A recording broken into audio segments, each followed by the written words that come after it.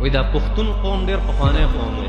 زموږ والد محترم رحمت الله علیه به داسې خبره ذکر کول چې تاریخ کتابونو لیکلي د دې آیت کلاندې چې الله جل شانه فرمایي وما ارسلنا من رسول الا بلسان قومه، موږ یو پیغمبر نه دی لېږلی مګر د هغې په ژبه کې م لېږلی.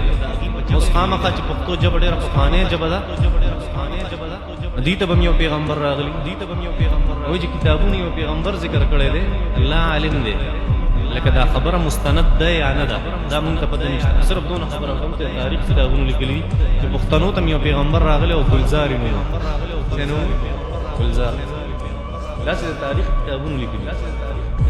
تاریخ داسې یې که نه تاریخ مستند نه او مونږ ته راورسي یا د بني اسرائیلو د کتابونو نه مونږ یو خبره الو دې کې مونږ وایو لا نصدق ولا نکذب، نه مونږ تصدیق کولی شو نه دې مونږ انکار کولی شو.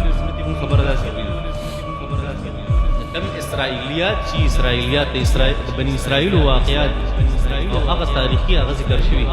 داسې ډېر په احادیثو مبارکو کې د بني اسرائیل واقعات ذکر شوي. هغه ځینې هغه دي چې هغه مستند دي، ځینې هغه دي چې صحابه کرامو ته هغه منسوب دي. هغې ته مونږ دا وایو که د قرآن او د حدیث موافقي بیا الو، د قرآن او د حدیث خلافي بیا نه الو.